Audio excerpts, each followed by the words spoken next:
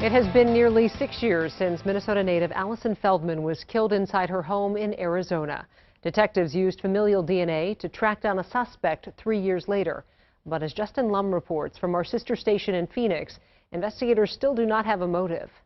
When Allison Feldman decided on the college of her choice, her father Harley did not expect her to leave the cold of Minnesota for the desert of Arizona. Ultimately, she picked U of A. She couldn't wait to come down to Arizona. And once she was here, she fell in love with the campus and the people. 5 years after graduating, Allison became a medical sales rep. Then she made the Valley her home, buying a house in Scottsdale. 31 years old with a career, property, and a boyfriend. Because we don't know what took place, we investigate it as a homicide until we can rule that fact out. But on February 18, 2015, life changed for the Feldman family. We knew something was wrong. She hadn't called all day. We hadn't heard from her the night before. Her phone was off. In sales, your phone's never off. Scottsdale Police Detective John Heinzelman called Harley. Called me and said to me, "Are you driving?" And I said, "Yes." And he said, "Pull over." And I knew what was coming next. I just knew it. We've identified who the victim is, Allison Feldman, who is the resident of this home. Allison's boyfriend found her murdered inside her home. This case was one of the worst scenes that I've been to. Court documents reveal graphic details. Her killer strangled her, beat her, and sexually assaulted her with a beer bottle. The suspect used bleach or chlorine to clean up the gruesome scene, but a large pool of blood remained. How and why did this happen to a woman believed to have no enemies in a peaceful suburb near Pima and Thomas Roads? It could be somebody that lives in the neighborhood. It could be. It could also be somebody that doesn't live in the neighborhood. It could be a random act of violence. We simply don't know right now. This was a very quiet neighborhood. This was something that doesn't happen here in Scottsdale. And no signs of forced entry at Allison's home. Detectives collected more than 400 pieces of evidence as well as DNA from the glass bottle, furniture, and a doorknob.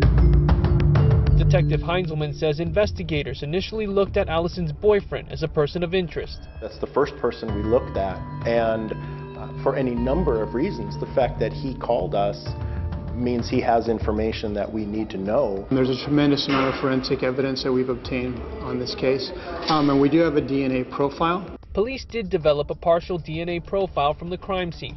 Despite interviews with hundreds of people, still no leads on a suspect. It started to become that issue where we talk about the phrase cold case. Is this a cold case? We had our doubts. We were starting to have our doubts. Not because the police weren't doing really good work, it just wasn't leading to the suspect. As doubt grew, chance appeared in a meeting between strangers. See, Allison's mother, Elaine, accompanied her father, World War II vet Sid Schaffner, to Israel and Poland in 2016. Schaffner would be honored for helping liberate some 30,000 prisoners from the Dachau concentration camp in Germany in 1945.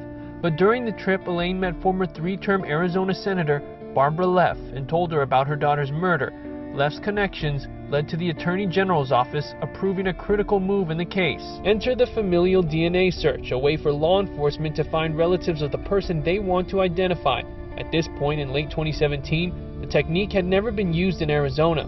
The AG, Maricopa County Attorney's Office, and DPS went to work with Scottsdale Police. Familial DNA, think of that more like casting a net over a large group of family members, or what will be called first-degree relatives of that unknown DNA profile. Remember the DNA profile from the Feldman murder scene?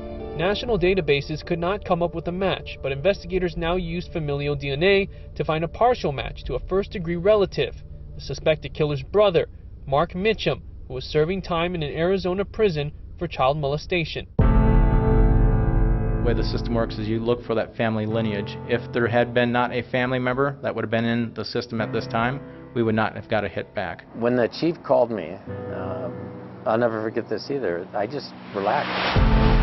April 10, 2018, police arrested Ian Mitchum at the Phoenix deli he worked at. A blood sample taken from him in a DUI arrest 3 years earlier had been stored as evidence.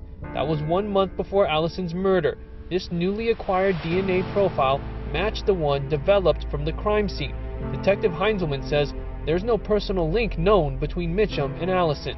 We haven't found any specific motive. That's actually something that I'm still conducting some investigation to determine. Is there a link that we haven't seen yet? Mitchum was also arrested for aggravated DUI in 2016, accused of driving drunk with a minor.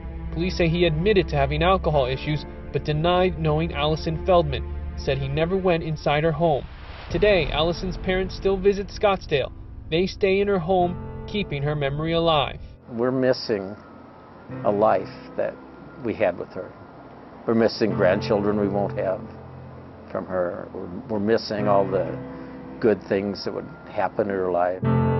Trial has been delayed to January 2022. The pandemic could push it back further. The long wait for the Feldmans continues, knowing justice is in reach.